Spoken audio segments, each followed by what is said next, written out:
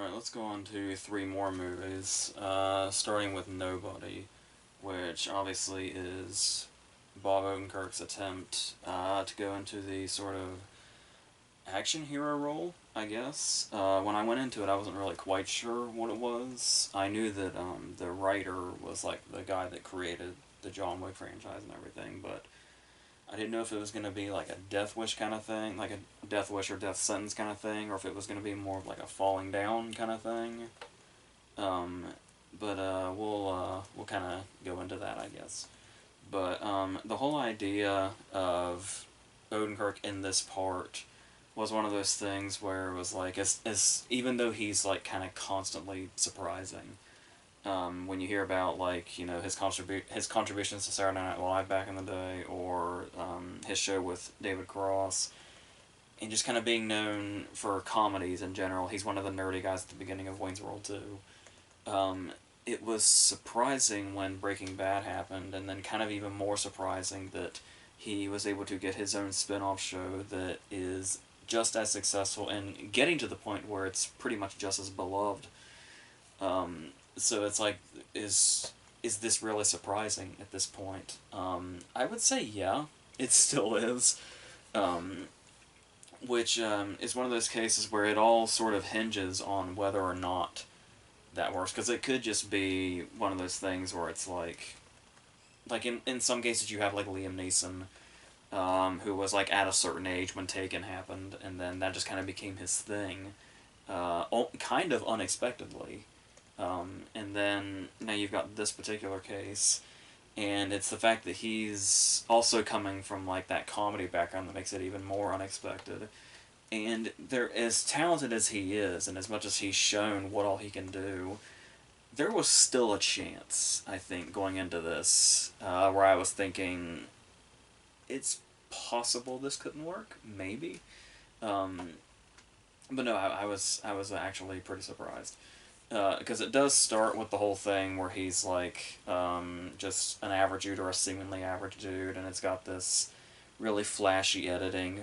I guess you could say predictably flashy a little bit, where we're seeing like his home life and his work life and how everything is just mundane. And I was a little put off at first because there's a lot of the runtime is like really swift at like an hour 30 or hour 32 or something, but it felt like a little bit, almost too much time of it. This first part was spent introducing a lot of characters. Like there's a lot of characters to bring in. You're never quite sure how useful they're going to be, or how much they're even going to come into this or not, or if we're just kind of getting bombarded with information. Um, but for the most part, they're not like completely useless characters, and it's not just for the sake of. I mean, it is for the sake of building up like how mundane his life is, but the importance of these characters ranges in various ways as it goes on, particularly when we get closer to the climax. But yeah, this whole the way it starts off when we eventually get to this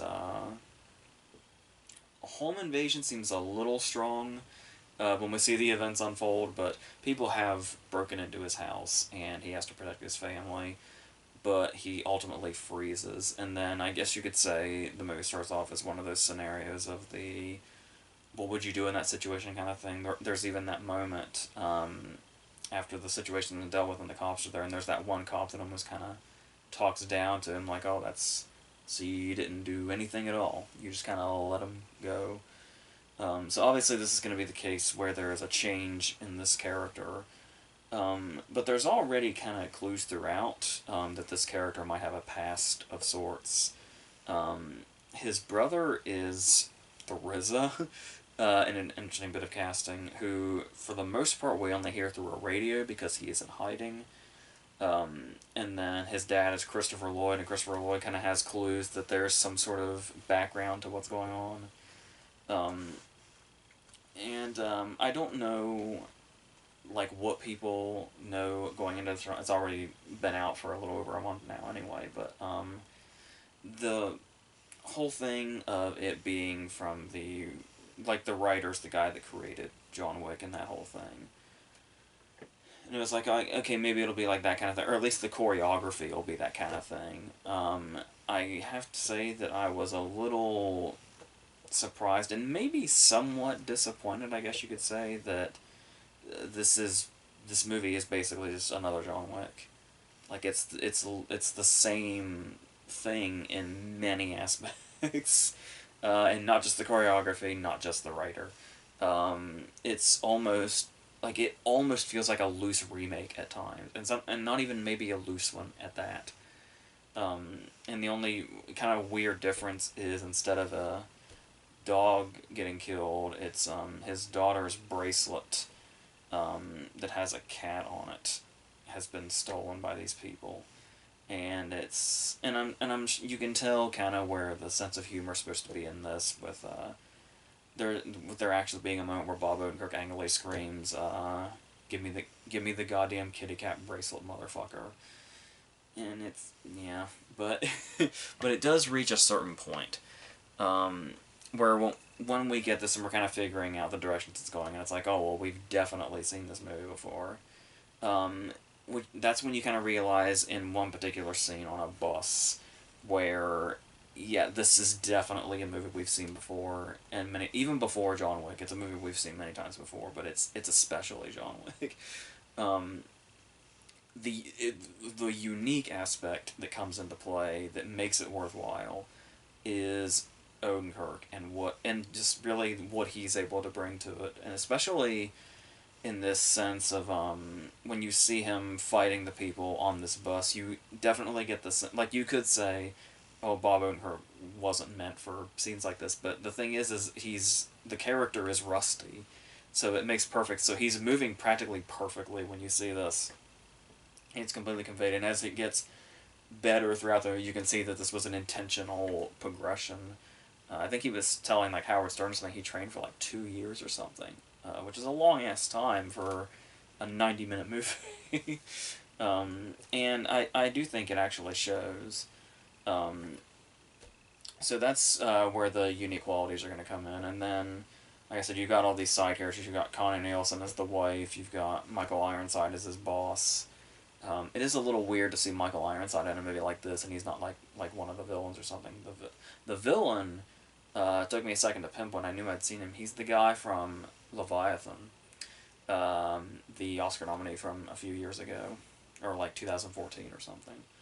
Um, and so the question as it goes on, even though we've got these really great scenes and these really great action scenes, there's a pretty kick-ass car chase in there also. And there are some... I don't mind the soundtrack in this too much. There have been cases, and I've heard criticisms for this movie as well, where soundtrack choices can be a little overbearing and like they're trying a little too hard to be a little too clever, and not reaching that. They're just excessive, like, David Ayer or something like that. But I didn't really get that vibe too much from this. And there's also a case sometimes where you can get a sense that maybe soundtracks are trying a little too hard to be cool too, or too ironic, to where it's obvious. But yeah, I just really didn't find myself minding that here too much. Especially the choice for the car chase, which is foreshadowed in one of the opening scenes.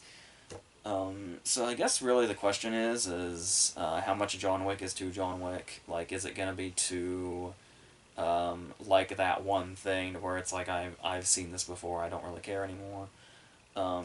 There's also a couple of scenes, particularly when he's confronting the villains, where it feels like the Equalizer also quite a bit. Though he does have one kick-ass scene towards the end where it's like just him and the villain kind of talking.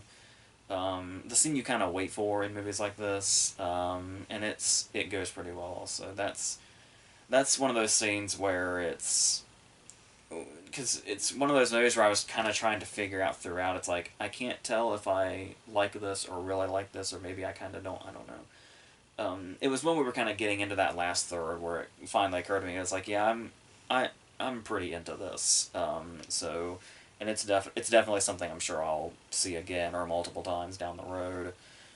Especially if they want to do more with it, which I've heard is possible. I've heard there's the possibility of maybe doing a crossover thing, which would be, I don't think it's necessary, but if it were to be confirmed, there's nothing in the actual movie, at least that I saw, that does this.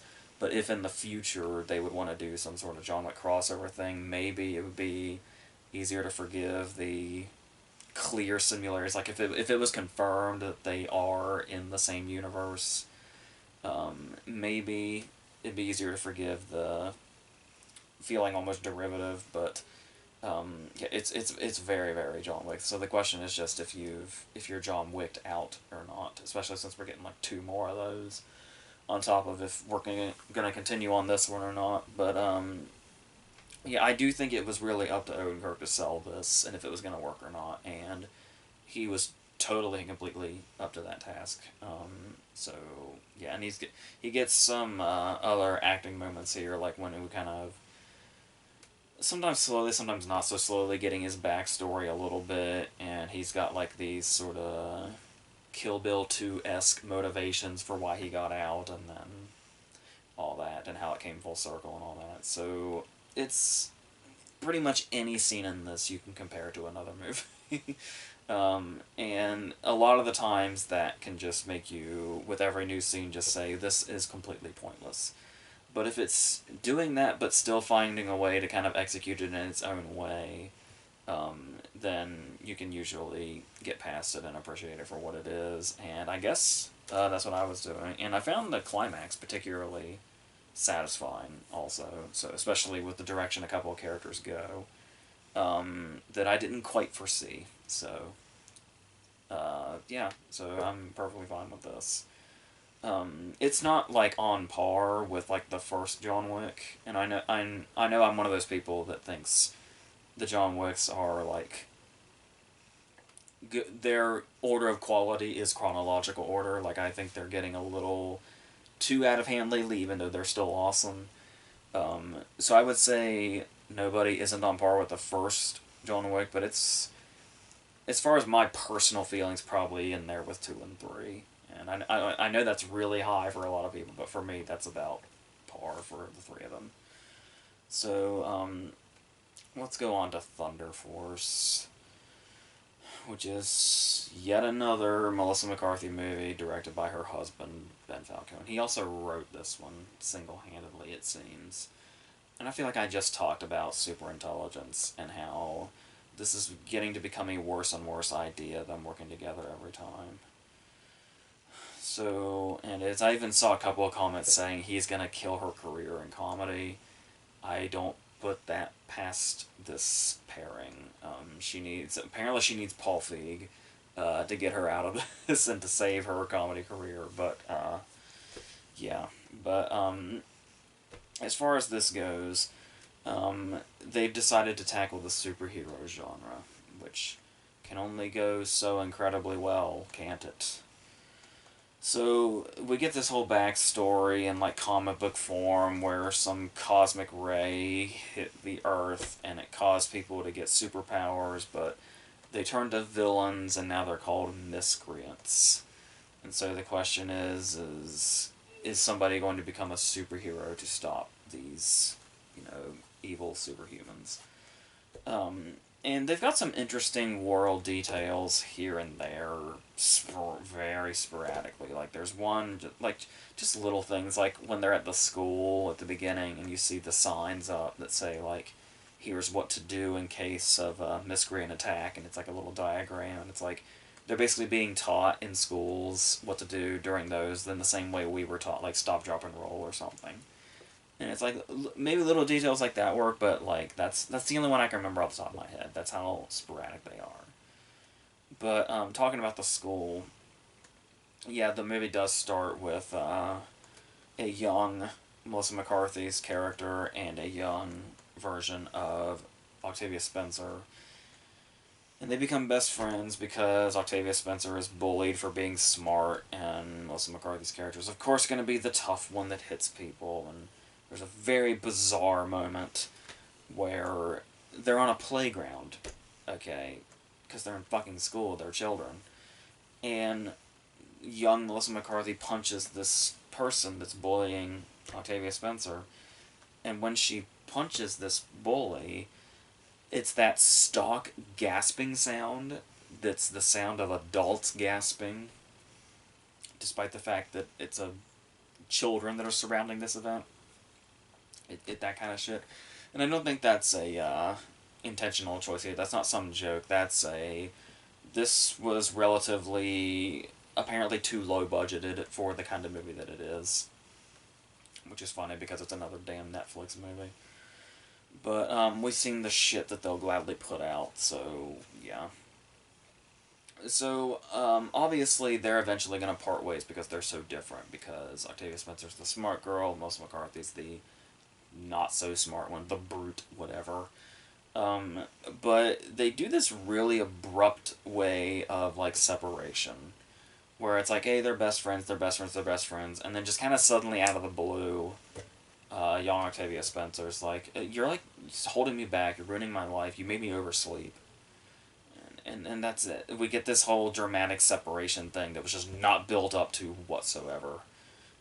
So that's obviously to set up that when they grow up, they're in completely different places. Octavia Spencer has now developed this thing that can make superheroes, and Melissa McCarthy is getting drunk and stuff. Uh, but then eventually she gets a hold of that stuff, and they both become superheroes and all that. And then stupid shit breaks loose. She picks up a bus, but it's clearly her picking up a bus that isn't there in front of a very obvious green screen. That's basically what the action scenes are. But in the meantime, in their adult life, there's all this stuff where all those childhood scenes that we saw are the basis for everything in adult life, apparently. Like, do you just go through your adult life right now and it's like, oh, well, this one thing from elementary school taught me this thing that I'm doing right now. There's this whole thing where they have a running joke that goes on for way too long, like most of the jokes in this, or any Melissa McCarthy movie, especially the Ben Falcone ones, where there was a dorky kid they went to school with, and he couldn't tell jokes properly. And that was the joke. We saw that joke when they were in school as children. We see that joke again when they're adults at a bar. And there's a point in time where the dork is talking to Melissa McCarthy, I think. And he says, you once told me something, and he says something philosophical. And it's literally something that we saw them talking about as kids in one of the earlier scenes. And like the whole thing where it's like he still can't get a joke right, and it's like, oh, he was like that in the earlier scenes with their childhood also. And it's like that's it's just everything in their adulthood is based off the two scenes we saw in their childhood. So that's as much development as we're gonna get, which is literally none. So in the meantime, we're gonna drag this out further. So we have this whole bit with Melissa McCarthy and Serial that goes on for too long. We have scenes where she's talking about Octavia Spencer, who's now grown up, and then has a daughter that's basically like her when she was a kid, all smart and shit. So she starts doing Urkel impressions. And way too much time is devoted to Melissa McCarthy doing Urkel impressions. And then at some point she sneaks in an impression of Jodie Foster in Nell. I wasn't even sure you could still do impressions of Jodie Foster in Nell in 2021, but Melissa McCarthy gets very desperate in her husband's movies, and you can tell. I can't tell which one of them is more desperate, especially since he's the writer. But like I said, just because you love somebody and because you love them, everything they do is going to be hilarious if it's meant to be funny. That doesn't translate to the rest of the world. It's Melissa McCarthy saying one thing over and over again is just not going to be funny no matter what it is. There's a lot of repeated dialogue in this, dude. There's a whole training sequence that's just the same scenes on a loop. And the same lines on a loop. And it just keeps going over and over again. There's Fortnite references. That's how desperate we are. There's Fortnite references. There's a whole bit that, because of the super serum or whatever it is, McCarthy has to eat only raw chicken. And take a wild guess what they do with that. It's just her eating raw chicken and being fucking gross about it. And they drag it out until they think we've stopped laughing, but the trouble is we never were to begin with. So there's something else that I've repeatedly talked about, seemingly endlessly, in these Melissa McCarthy movies. Say it with me. Especially the ones by Ben Falcone, where we're still running out of ideas. So we're going to have prolonged scenes of Melissa McCarthy singing obnoxiously along to her car radio. It never fucking fails. It's here every goddamn time. And not only that, we kind of get that again later. There is another there's two singing scenes in this one. Just in one, she's actually not in her car. They're trying to do some sort of mission of sorts. And they just shoehorn that shit in because they have nothing else to do, and apparently Melissa McCarthy singing is hilarious. Maybe she should start taking that as an insult. Come to think of it. But, whatever. And then there's this whole thing where it's like, they say, and I notice a lot of this doesn't even have to do with the superhero shit.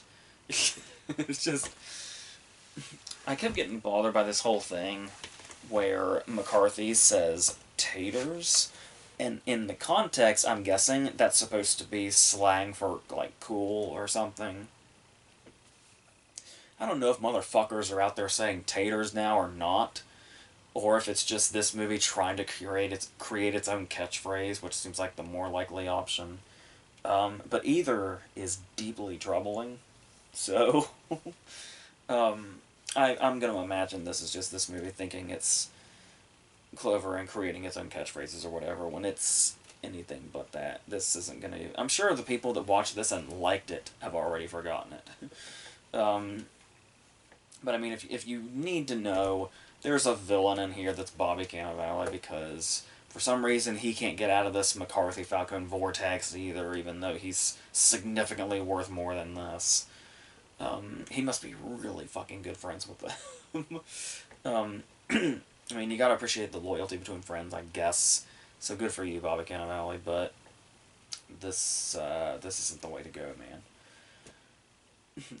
If there's one saving grace about this movie, I knew it was coming in the opening credits, because before the opening credits, I didn't even know this person was in this, let alone that it had kind of a major part. Had no idea going in that Jason Bateman was in this. And of course their last outing, at least their last outing as stars, was Identity Thief, which was, you know, one of the worst things of last decade, probably.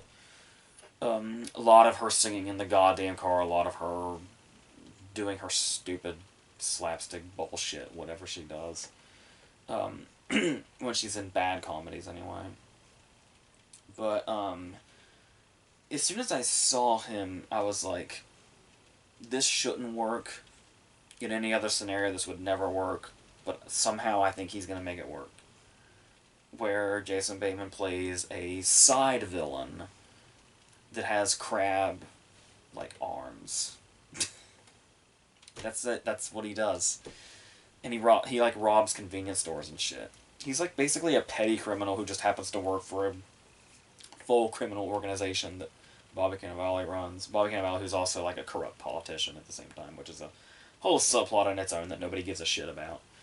But what's interesting about Jason Bateman playing this crab-like person is that he becomes McCarthy's love interest. And that sounds really fucking lame on paper, yet somehow it's like the only thing in the movie that kind of works. There's one particular like physical bit where he's tasked with pressing the button on an elevator, and his claw makes it hard. And it's probably one of the dumbest things in the movie, yet somehow manages to work because it's dumb in the right way, where everything else in this movie is just shit in all the wrong ways. This movie gets so fucking shit. It's one of those movies where by the end it's one of those cases where you're supposed to actually think that, like, the main character has died.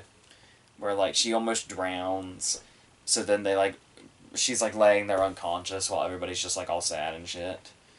And it's just running out of ideas, like, around every single corner. It just has there was like an idea here at the start, and then it was like, oh, maybe we can improv our way through it.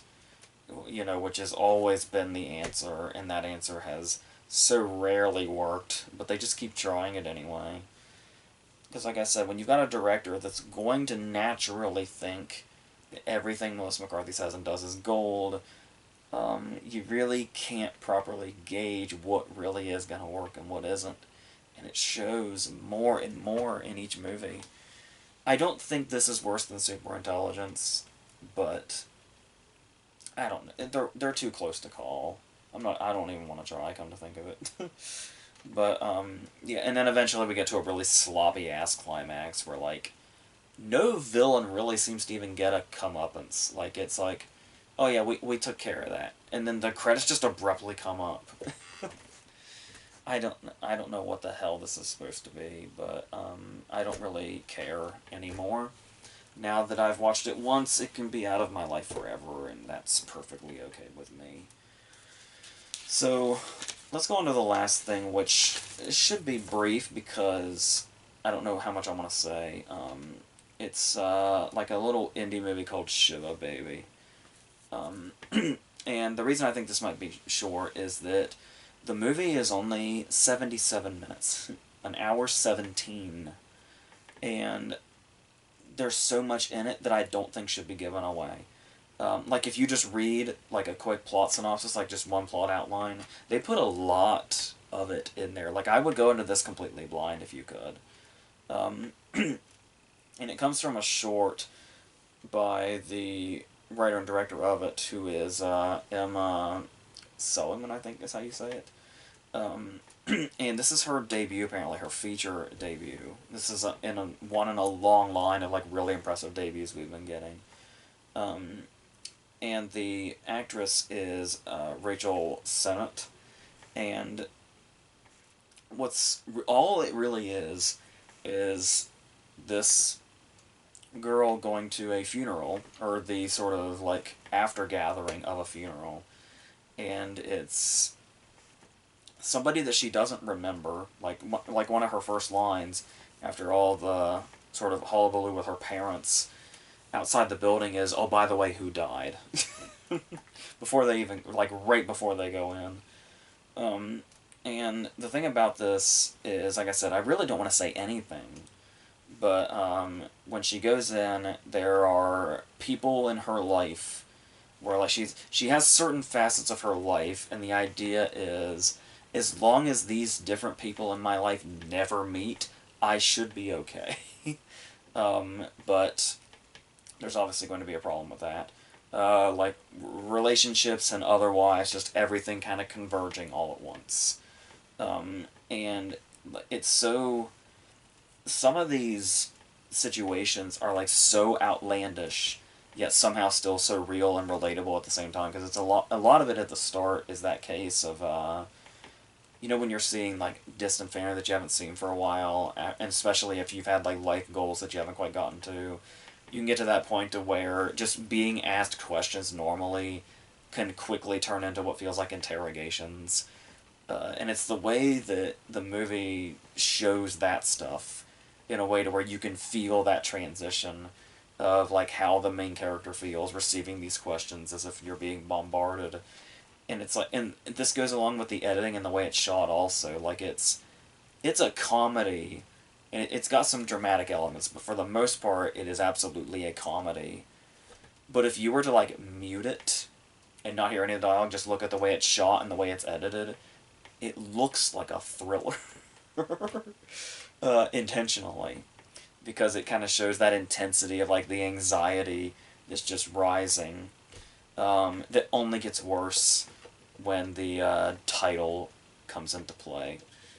Which is kind of eventually becomes the straw that broke the camel's back, and the rising intensity and anxieties in this whole situation.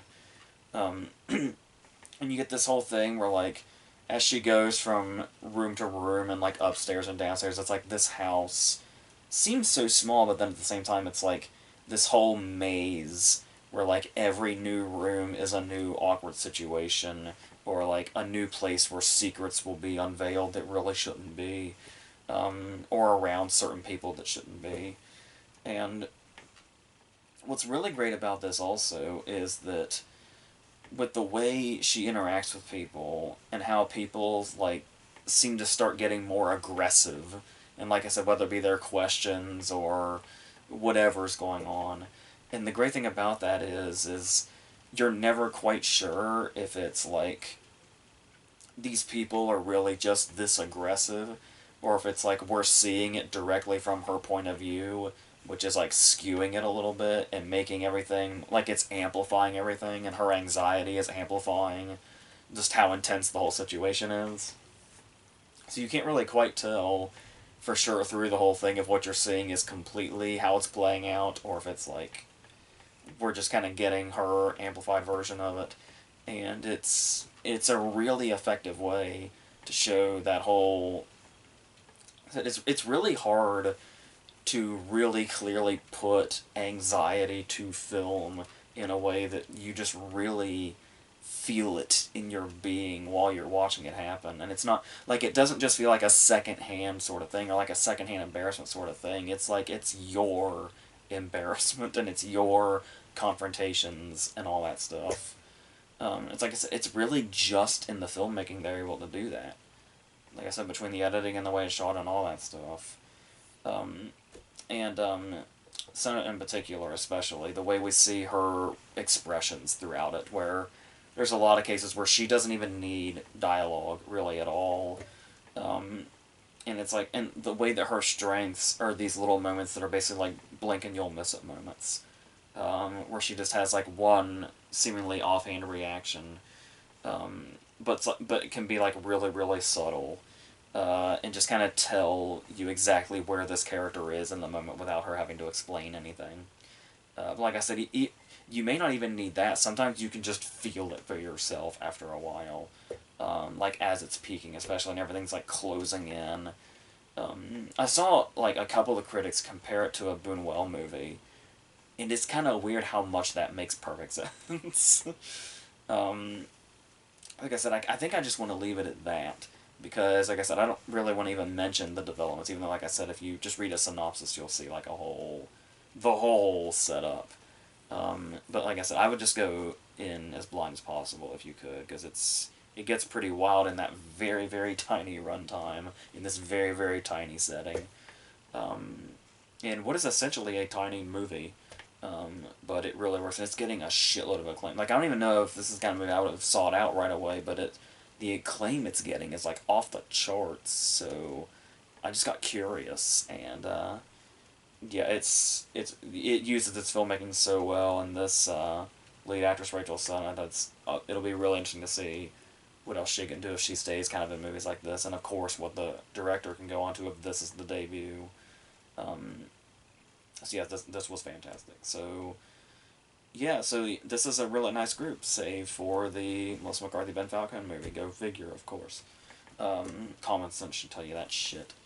So yeah, we're just gonna keep going with these reviews because why not? Let's get as caught up as we can now that the summer starting to approach and we're actually our blockbusters are starting to come back and all that. So we'll handle that. And, of course, I am very impatiently waiting for A Quiet Place 2 at the end of the month. So there'll be that also. So until all the next stuff, I think that's it.